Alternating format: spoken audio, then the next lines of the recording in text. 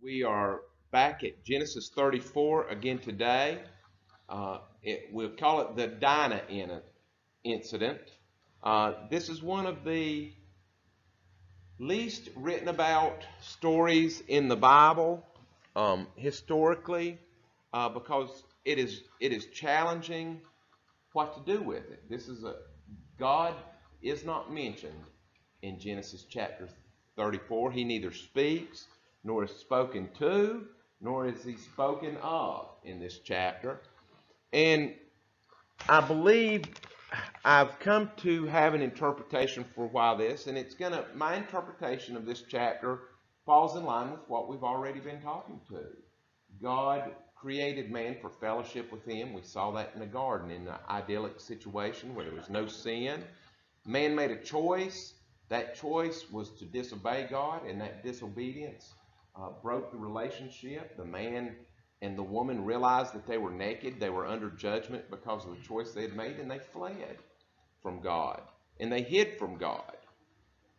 As we go on through, God covers them with a tunic of skin and gives them a way to have a relationship with him anyway.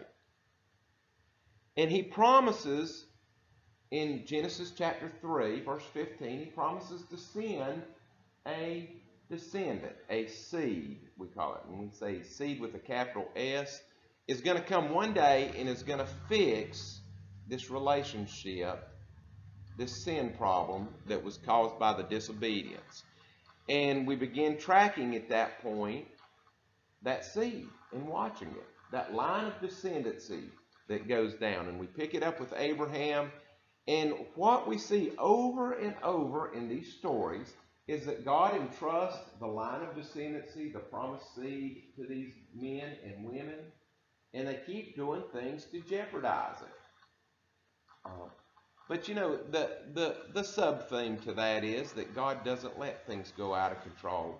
Sarai gives her handmaid to Abraham, and he does father a child by the handmaid, but that's not the right one. Then later, him and Sarah have the promised son, Isaac, and so forth. We see these recurring things. I believe Genesis 34 is where things kind of come to a head, and it's an exaggerated story. I do not believe there are any good guys in this chapter. Everybody behaves badly. There are good elements to some things that people do, but overall, people are not serving God and seeking God's purposes in this chapter. Nobody is. As people have interpreted this story over years, sometimes people do select people to make a hero, or people that are good other places. They say, well, he must be good here. I don't think that's true. So let's dive in and see how far we can get. It begins with Dinah. Now, Dinah, the daughter of Leah.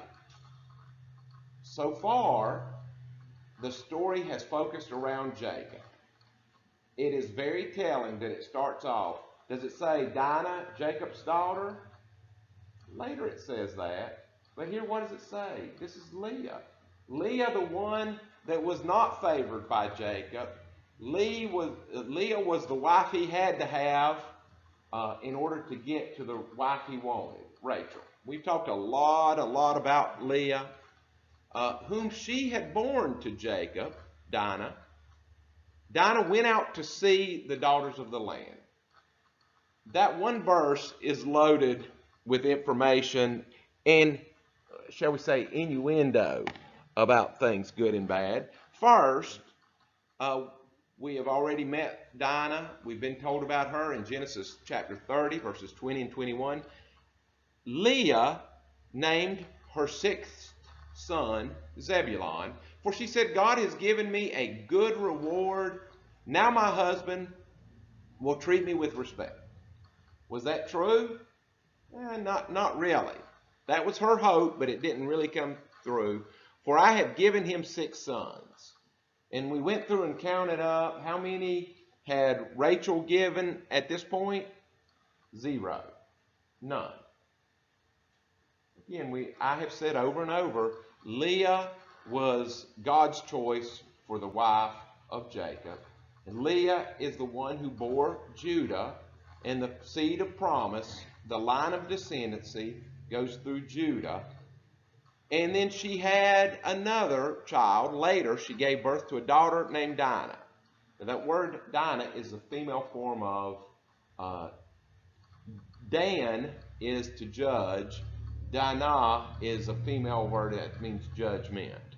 So this is a story about judgment for bad behavior. And there's several things that that indicate that. Now, let's break it down a little bit. Dinah is the daughter of Leah, whom she had borne to Jacob. It is an unusual statement. We would expect it to say the daughter of Jacob, because that's who we've been talking about. It probably is a big clue of bad family dynamics that it says this is the daughter of Jacob. I'm sorry, the daughter of Leah. And it is one reason why Jacob is seemingly indifferent. And that's really the thing that jumps out. You know, when Jacob wants something, like lots of sheep and goats, he's very energetic. And when he doesn't care, he's very passive. This may be a male characteristic in general, but it's certainly true of Jacob. Because this is a daughter and not a son, Jacob is not, it's just a girl. And also because it is a daughter of Leah and not of Rachel, Jacob is like, it's somewhat indifferent. Also, that she is a daughter of Leah is a reason when Simeon and Levi come on the scene, they take this so personally. They become grieved and burn with anger, it says. They take it very personally, what happens, because this is their full sister. There is a Rabbinic Commentary. When I say Rabbinic, after Jesus was born, the Jews were dispersed from the Holy Land. And so the rabbis sat around for several hundred years writing commentary on the Old Testament. Faye? Simeon was the troublemaker in Jacob's sons. I think that's why Joseph just kept him in prison to avoid the home. He was a troublemaker. Well, he was, and I'll tell you what, Levi sure joined with him here. And what is interesting, one of the reasons that I latched onto this story is from this story on in the Old Testament, almost always when you hear a story about a Levite, it's a story where that Levite commits violence. You just start running them down in the Old Testament, and they're violent. For example, who's the most famous Levite? Moses. What's the very first thing you learn about Moses as a young man in Exodus 2? He sneaks up behind an Egyptian and he kills him, cold-blooded. So forth and so on. You get to Judges, the Levite chops his concubine up into 12 pieces. Phineas, the Levite, goes through and judges the Israelite and who takes a Moabite woman into the tent. By the way, that Israelite was from the tribe of Simeon. Isn't that curious? And so, yes, there's an association with Simeon and Levi. Neither Simeon nor Levi inherit territory in the Promised Land either. Simeon basically disappears from the narrative when they go into the Promised Land. But I think he's mentioned he gets a little, he is kind of sucked into Judah and included in Judah, but does not get his own territory. Levi, of course, does not get land.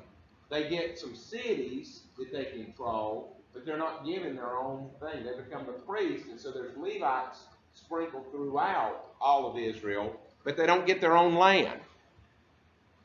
And so one purpose of this story is to explain why that is.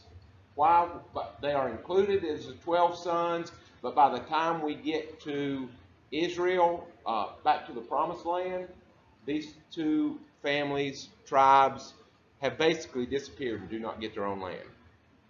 So there is a rabbinic commentary that sees this. Okay, I put that in the wrong place.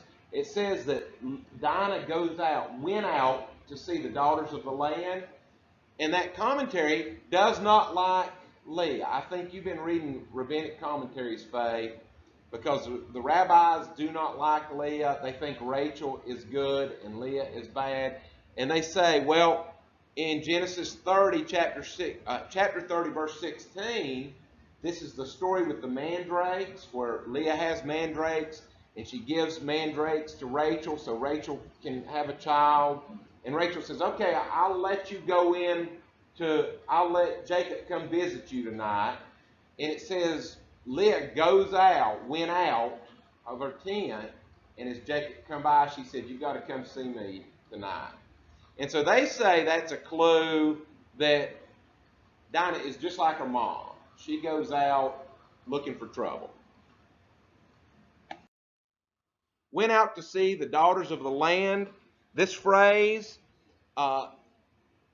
most likely that means that she was out running wild, that her daddy didn't know where she was. She was out partying with the girls, the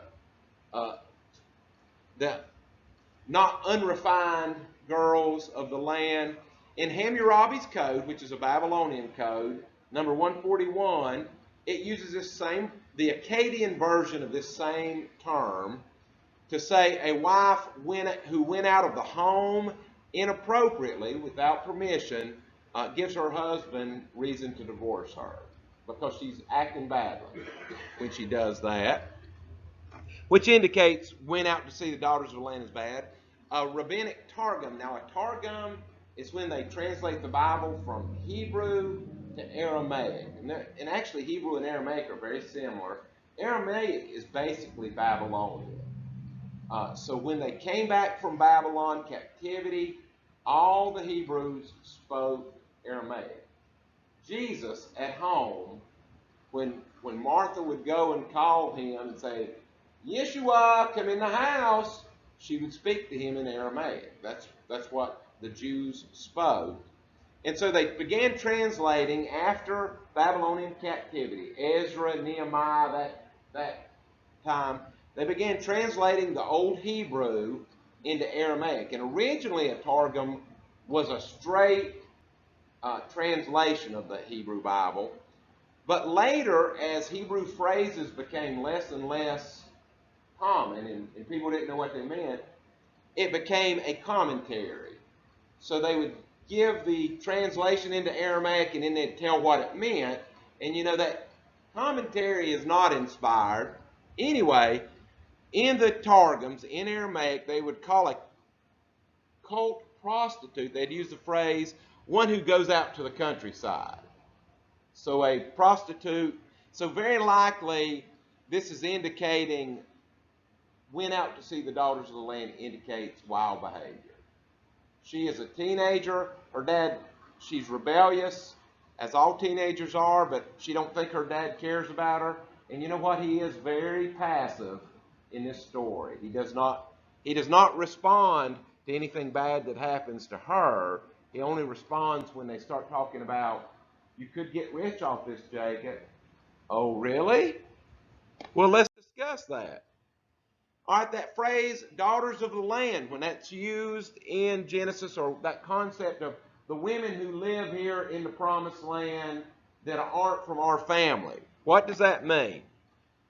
Well, in Genesis 24:3, Abraham says, swear by Yahweh that you will not allow my son to marry one of these local Canaanite women, the daughters of the land. The land is the land of Canaan. In verse 37, the servant goes up looking for Rebekah. He says, my master made me take an oath, and he said, don't allow my son to marry one of these local Canaanite girls. In Genesis 27:46, then Rebekah said to Isaac, I am sick and tired of these local Hittite women. I would rather die. I would rather die than see Jacob marry one of them. In chapter 28, verse 1, so Isaac called Jacob and blessed him and said, you must not marry any of these Canaanite women. Now the question is why? The charge made by people who want to find flaw in the Bible is that this is racism, that the Israelites feel that they are superior to the people, the local people, and they don't want to mix races. That's it's a very popular philosophical idea in the modern world. Is that what you think the Bible is trying to indicate to us? That maybe there was a time when God was okay with racism? All right. It's not at all. Not at all. God chose the Israelite people for a special mission. What is that mission? That's what we've been talking about throughout Genesis. Well, I talked about it at the beginning today, starting in Genesis 3:15. We are following this special mission that they have. He said, I pick a people, a peculiar people, and I'm going to work in them as a cocoon, that I'm going to make them, teach them holiness, to be holy, and then I'm going to send a Savior through these people. I'm not going to send the Savior to we might say, drug addicts and devil worshipers. Okay? If we were doing it today. He says, no, I'm going to try to work in a people. Now, he sets them apart. That, when the word that we translate as holy, Old and New Testament, literally means to set somebody apart for God's business. That is to make something holy. It is not because that thing is better. It is because they have been set apart to do something special for God. And how effective is that when you act like everybody else? I'm set apart to worship God as I drink a beer in a strip club. Does that work? No. Now, we struggle with this. Being set apart to do God's work, you got to be very careful here, does not make us better than anybody else. I don't drink, I don't carouse, I work really hard not to say bad words. I fail sometimes on the bad words part. I don't fail on the other two things. Is that important that I do that as a minister of the gospel? Is it important that I'm careful what I look at on the internet? Is it important that I try to be kind to people? Do these things matter at all? Yeah, they matter. They matter a lot. What if I didn't? What if I, as pastor of Pleasant View Baptist Church, just acted like anybody else and did whatever anybody else said? Well, if it's good for the Joneses, it's good for me. How effective is the ministry of this church, the ministry of God, if I act like everybody else? If we go to our work and we tell dirty jokes and we cuss and we hold grudges at people and we're angry and we fuss about the boss man continually and so forth and so on, and then it comes out that we are a Christian, how much clout and punch do we have then? Now, do people always like it if you are holy, if you are set apart, if you work very hard not to engage in certain conversations and certain language and not to behave bad? Do people always like that? No, they often get hostile towards that. Does that mean they don't respect it? I don't think it does. And so God is setting these people apart. And if there is no difference between them and their neighbor, then they're not holy.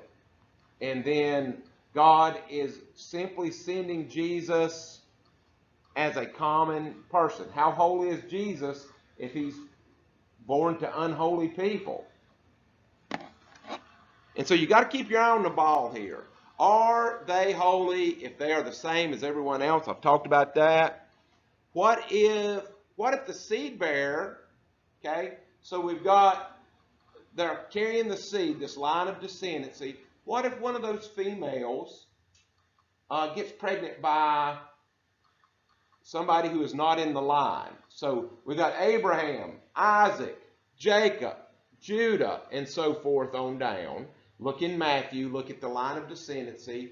But what if we just take out one of those men that is the descendant, the seed carrier? We take them out and we just substitute in, who might we substitute in? How about Pharaoh? Is it still the line of descendancy? No. It's gone in another direction. It is no longer God's chosen person to carry this blessing. It's just somebody substituted in.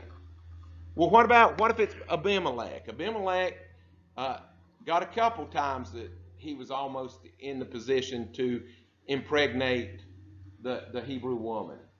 No. What about the prince of Shechem? We're going to see here in a little bit. Can he be part of the line of promise? No. Now, what is interesting, the Old Testament is very patriarchal, passed from father to son. What is interesting is a lot of the women in the line of descendancy are non-Hebrews, and a lot of them are checkered, have checkered past that are put in there.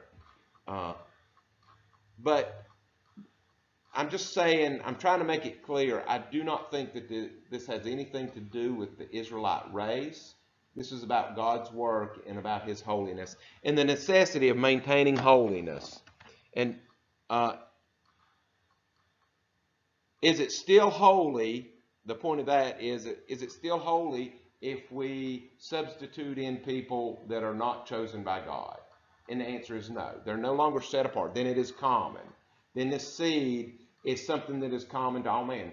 Do we believe that all people get saved because Jesus died? All people everywhere? Everybody that comes after Jesus is in now because Jesus died on the cross? No. We believe that only those who ask Him in, only those who accept Him as Lord. And so there's always a cutoff. It's not anything goes and everybody's in. That's some kind of thought. That's some kind of modern thought that should be. It should be for everybody.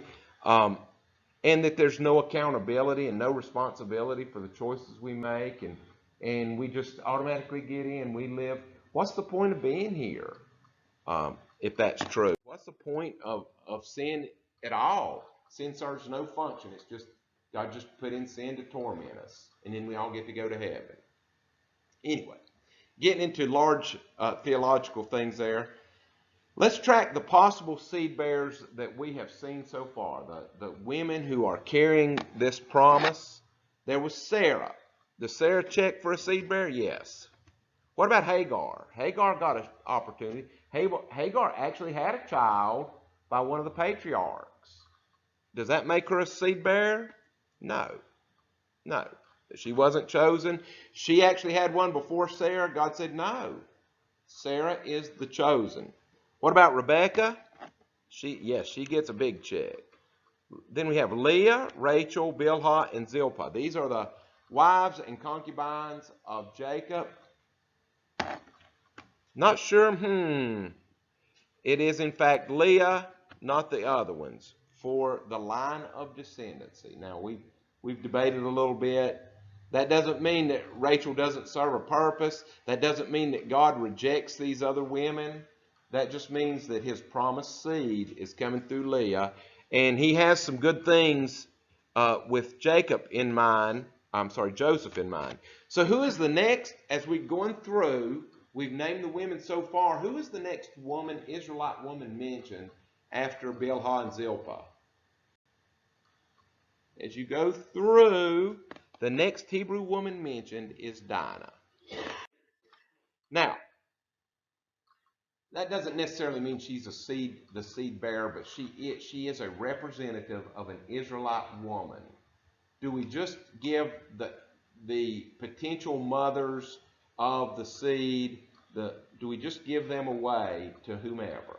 It's kind of the point that I'm making. And the answer is no. So Dinah is out running wild, and we go on in verse 2. When Shechem, the son of Hamor, the Hivite, the prince of the country, saw her, he took her and lay with her and violated her. Okay, believe it or not, there's a lot here.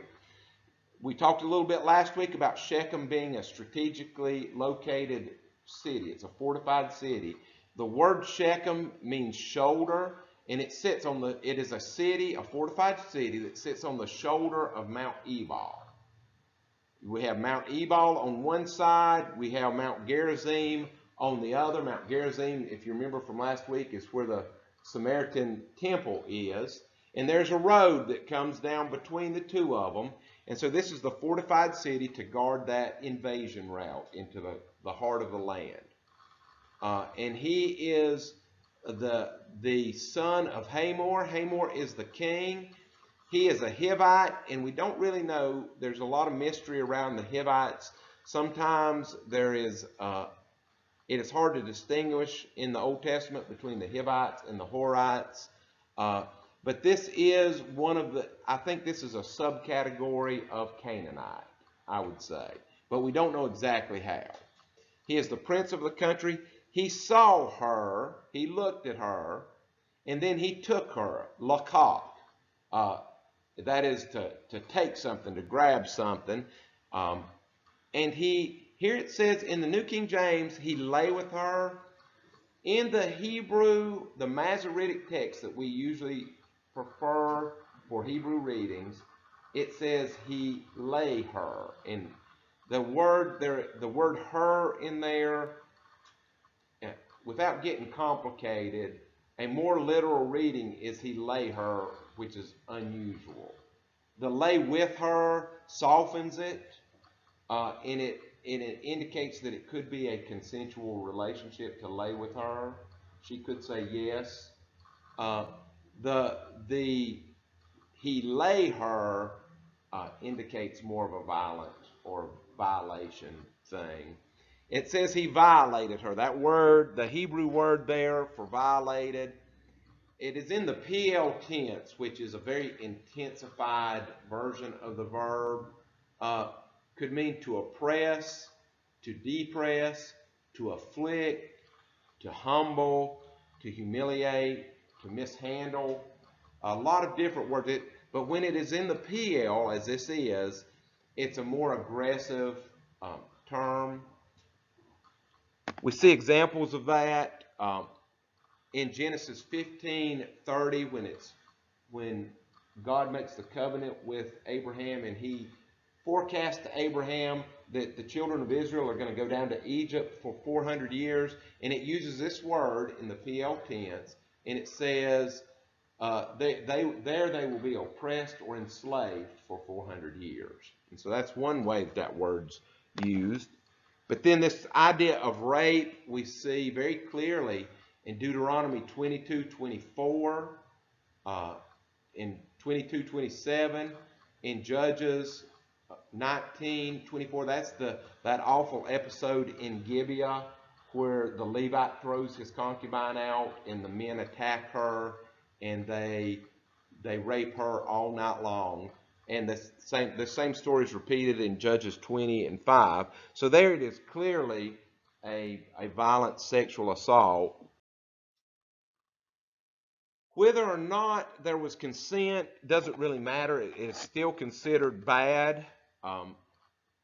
Again, with that Hebrew word used in the PL, in the laws of Moses, it describes any kind of sex outside of marriage, the marriage bed, as one of the, whatever this is, the word is anah, and so it is a bad thing. We see that in Deuteronomy 21:14, 22:29, and then especially in 2 Samuel 13:12. 12, where it's clearly a rape. And this is where one of the sons of David rapes his sister. And so the next verse, and the reason it's confusing is in general it appears to be that he sees her and he takes her and violently assaults her. But then this next verse lends credence to it being a consensual situation.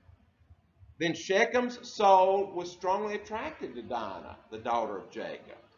And he loved the young woman, and he spoke kindly to the young woman.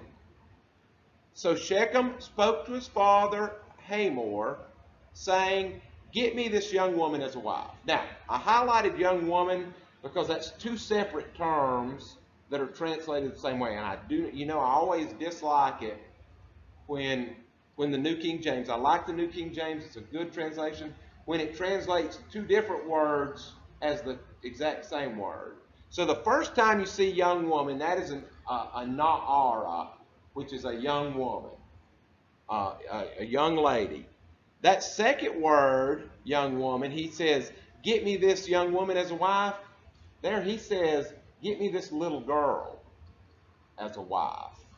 And it's rather when he talks to, and that's what you see, Shechem and Hamor, when they are talking and negotiating with the Israelites, they're very polite people. And then when they turn and talk to each other, they say, "We'll get this stuff and go get me that little girl for a wife." Give me this young woman as a wife is literally, take for me this little girl for a wife. So a couple historical interpretations. John Calvin liked Prince Shechem. And he said, he did a bad thing in taking her, but then he tried to make it right. And he sent his daddy to negotiate. Once he had slept with her, he wanted to marry her and make this thing right. John Calvin made a hero out of Shechem. Martin Luther, which is interesting to me, Martin Luther had a 12-year-old daughter when he wrote his commentary on Genesis 34. And Martin Luther said, there is a pit in hell for the son of Shechem. Take a young girl like this, he's going to get punished big time. And so it's kind of fascinating to me. We can't help as we read these stories to pick characters that we kind of like or favor. This story is challenging because it is difficult. It is a very difficult to interpret chapter. My interpretation is that I would go with Martin Luther. I think Shechem is cunning. Now, he may have true feelings for her, but everything from here on until the end of this chapter, you've got to remember, Dinah is held hostage. He did not give Dinah back and then send his father to negotiate. He goes and sends his father to negotiate for her hand, and they still have her. And so I don't think anybody is good. Now, as we go from verses 5 through 19, they are very diplomatic. We're seeing pictures of the ancient Near Eastern culture. We're seeing negotiations between people. They're very polite on the surface, but there are underlying implications. We get clues to people's real feelings. And as I just said, they're very polite on the surface, but two factors have to be remembered. The first one, when Simeon and Levi come, they are deceitful. It's told, it just says it outright, that Simeon and Levi are dealing deceitfully with the Shechemites. They are being cunning. They're tricking them. And the other factor we have to remember is that Dinah is a hostage. We're told that in verse 17, verse 26. And so Shechem and Hamor are negotiating from a position of power. They said, we want to marry her, or we could just kill her, or just keep her. And so there's a bigger dynamic going on here. So given all that, the very great likelihood that she was violently assaulted, she is being held hostage, whether or not she was assaulted or whether she was consensual, it is still wrong for her to be to sleep with a man that she's not married to. How do we expect Jacob, the patriarch, to respond? How should he be responding? What's the right thing? What would you do if you were Jacob in this situation? Any thoughts? Well, let's see. I would expect him, I would respond, I would be very active at this point. All right? I would no longer be your pastor if this happened, because I would disqualify myself. And Jacob heard that Shechem had defiled Dinah, his daughter. Interestingly, now Dinah is called his daughter. Now his sons were with his livestock in the field. Interesting contrast there in those two phrases. On one hand, we have Dinah, his daughter, who has rebelled and run wild. And on the other hand, we have his sons. They were important to Jacob. And we have his livestock, which was very important to Jacob. And I think they are mentioned in reverse order of their importance here. Dinah least important, the sons of Leah secondarily, and his livestock very important. So Jacob remained silent is a better translation, held his peace. He didn't say anything until they came. He remained silent. He did not speak. We do not know, again, what Jacob is thinking here. He does nothing. He just waits. For whatever reason, he knows what has happened to Dinah, and he does nothing but waits for his sons.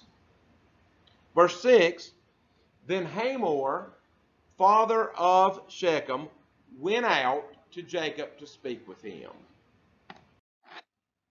So Hamor, father of Shechem, he is the king, he's called the king of Shechem in other places. I put in the dictionary, so you know that I wasn't writing this. In the dictionaries it says a male donkey in the way that they talked about it in the Old King James. So most likely that's not an accident. And a male donkey had a lot the same, this word is still used for somebody who's not very likable, somebody who is not very trustworthy. Same thing was true in Old Testament times. And so most likely this name is to help us as the reader, the hearer of the story, to know that he is not a good guy.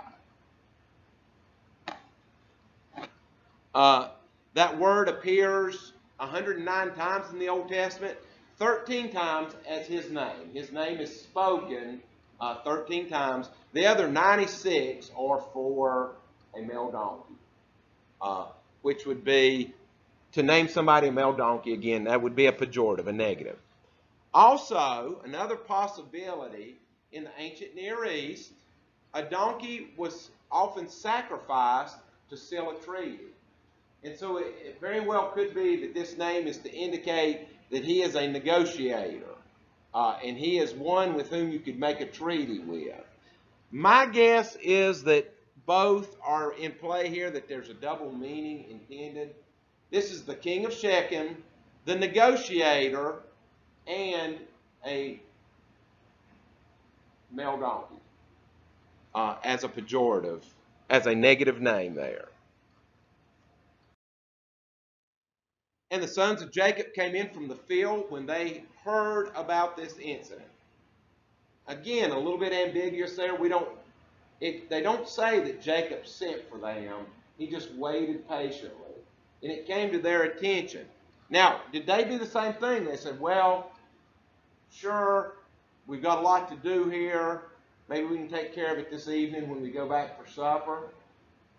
No, their reaction is different. And the men were grieved by this thing. And they were very angry. The word is kar. It means to burn with rage. They were, and that word grieved, God looks down in Genesis 6 and sees that every intention of the man's heart was wicked all the time, and he was grieved. This is a deep grief that they felt, because Shechem had done a disgraceful thing in Israel by lying with Jacob's daughter, a thing which ought not be done. Interesting there, Israel and Jacob are the two names of this patriarch. Jacob was his name before he wrestled with the man all night.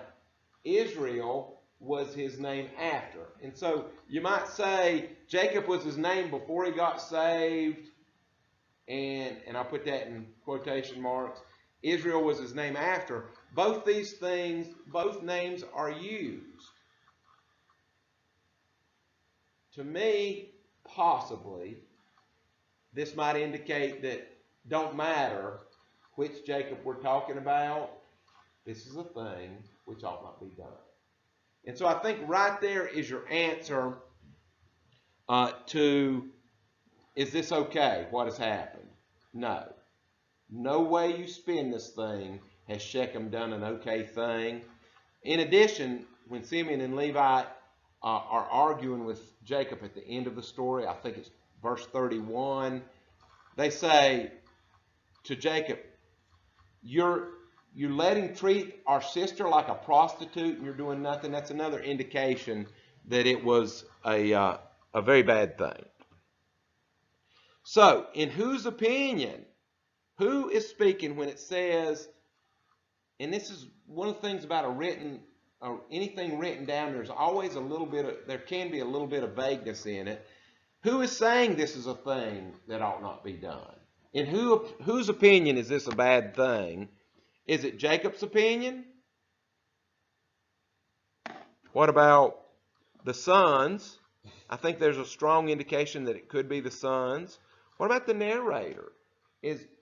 Somebody is telling this story to us, and the narrator usually, unless it's intentionally not, usually the narrator is telling the author's opinion, especially when something is presented as a true story, as the Bible is. The narrator's opinion is the opinion of the author. So sometimes you see in the Bible, none of the characters are speaking, and that narrator gives us a comment, says, this is a thing which ought not be done. Or is this meant to be, maybe this is meant to be the reader's opinion. Maybe this is stated in a way that there's the assumption that we agree that Shechem shouldn't have taken her. Could this be God's opinion? Well, we're not going to answer it 100%, but I think those are the right answers. Basically, everybody but Jacob's. Jacob is not commenting at this point. Jacob is very passive right now. Verse 8, but Hamor spoke with them, saying, the soul of my son Shechem longs for your daughter. Please give her to him as a wife. What's the irony about that, give her to him? He already has her. He's just wanting, and this is where I go with Martin Luther. Here, I believe the author wants us to see, they say nice things, but they're not saying give her. What they're saying is, call what I did good. It's not saying, can I have her as a wife? He's saying, I want this marriage to legitimize the choices that I've already made, and for nobody to say that what I've done is wrong. To me. Please give her to him as a wife. He already has her. And notice very quickly, there's no apology. If you go back and look at the way, do you remember last time how Jacob spoke to Esau? He said, my, please, and there's a word in Hebrew, nah, which is please, and you see it almost always when people are speaking to each other in Hebrew, they say, please, please, accept this gift from your servant. And it's very polite, and there's apology in it. But there's no apology here. He gets right to business. Give her to him as a wife. And these are imperatives. They're not questions. They're not, he said, my son really likes it. Please give her to it. And it says please here. I need to look. I don't think there is a please. I'll have to look at that because I just contradicted myself there. I didn't think to look before. Anyway, Genesis 34:9. And in addition, not only for Dinah and Shechem, but how about everybody? How about we just join up together and make marriages with us? Give your daughters to us, take our daughters to yourselves.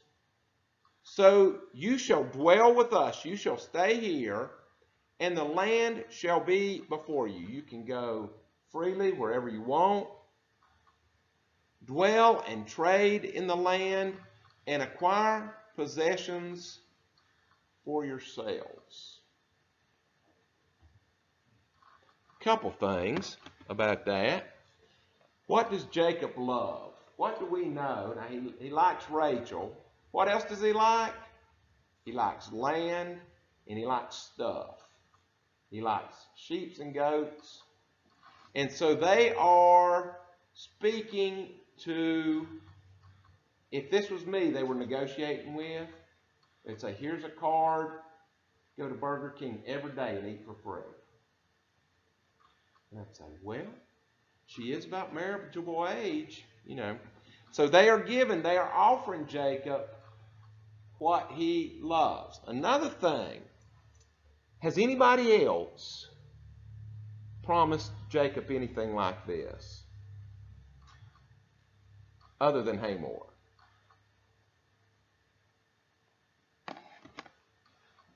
Hamor has offered the same basic deal that God did to Jacob. Does that smell familiar? I mean, how many of us would almost prefer that we go out and get stuff on our own than we get stuff from God?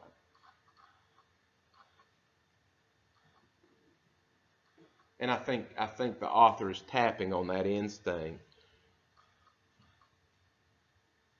When we don't get it from God, when things aren't done in a way to let us know that we didn't do it, when we go out and get it, when we take this life in the palm of our hand and we squeeze out what we want from it, we have a great feeling of satisfaction.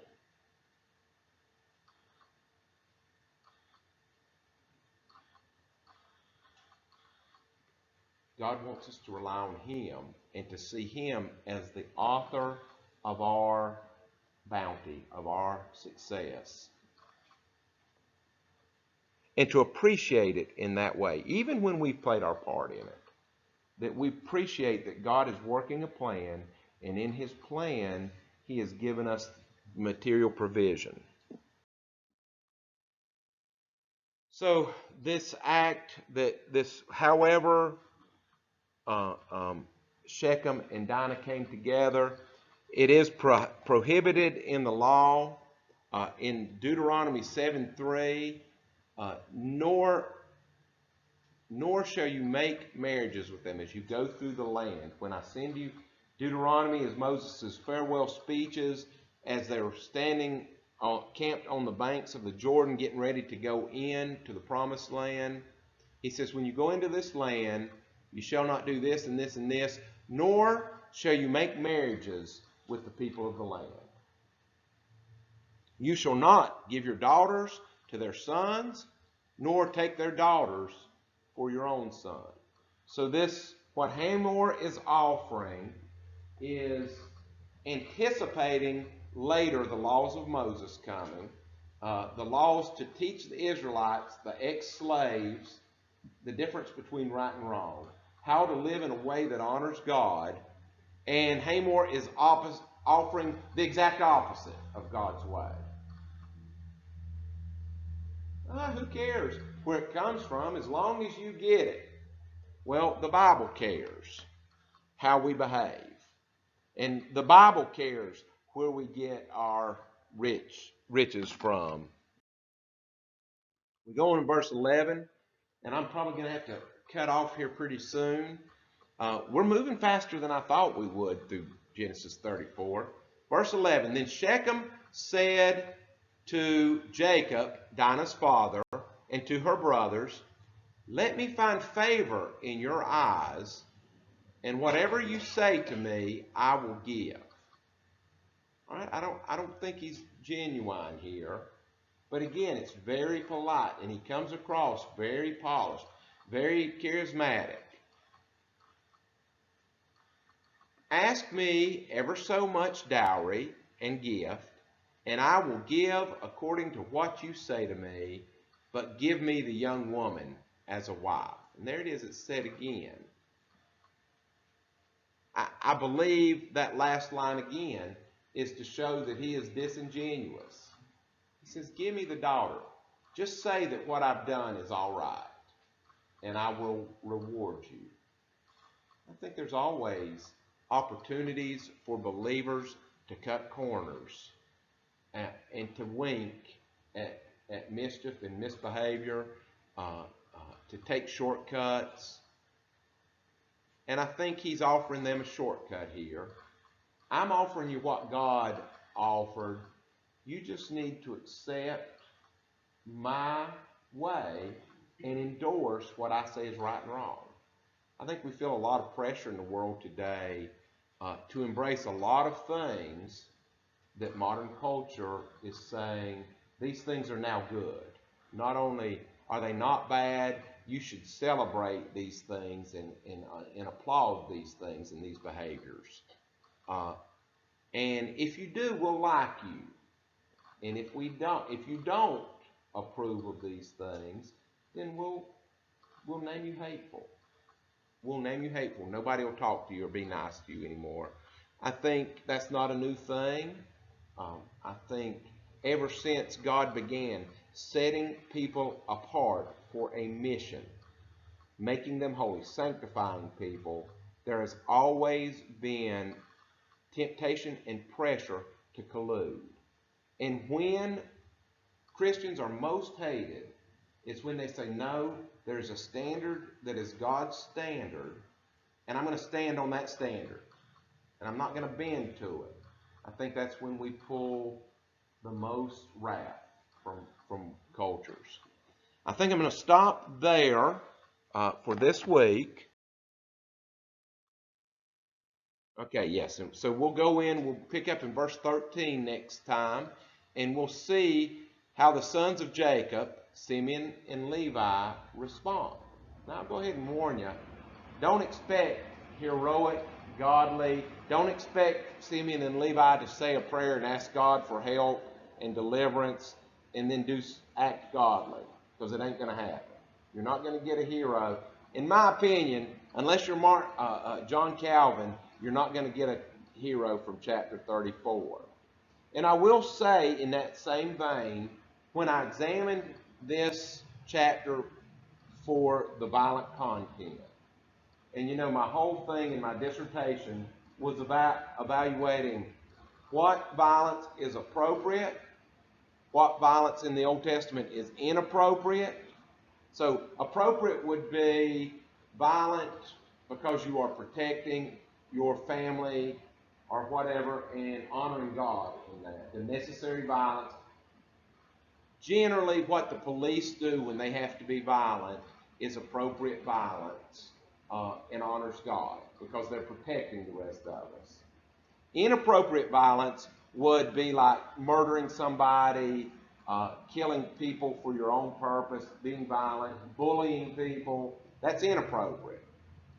And what I found when I began categorizing those things is that there were a lot of violences that were in the middle of those two things. And I call that mixed motive violence. And what every time that mixed motive violence, where there are positive elements, positive reasons for violence, but they're not really serving God, they're sort of serving self. What I found in every case is that it was warning for warning. And that whole book of Judges is filled with mixed motive violence. Everything that Samson did was mixed motive. God was working through it, but he was also warning us about selfishness and self-serving like Samson did. And so that's what's going on here. This violence is very mixed motive. I believe that in the way of thinking, to take Dinah, to forcibly rape her, and to hold her hostage, I believe that God approved of violence to go and remove her. That if that happened, that we would be expected, that it would be appropriate to use whatever means necessary to go and recover Dinah. And I think there's a warning from Jacob's perspective. Jacob is laying down on the job, and he's being passive when he needs to be active. And what happens is a train wreck that it further endangers the seed, because all the Canaanites, after they wipe them out, all the Canaanites are up in arms. And so that actually Simeon and Levi, by acting recklessly violent, create more danger. So I'm going ahead and tip in my hand for next week that everybody behaves badly here. Any thoughts or questions as we close? It's a lot, and it's a troubling story. So I hope I'm not going into too much detail.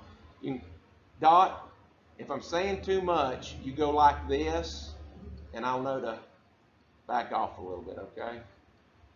Any questions or comments? All right. Let's close and say a prayer and get out of here.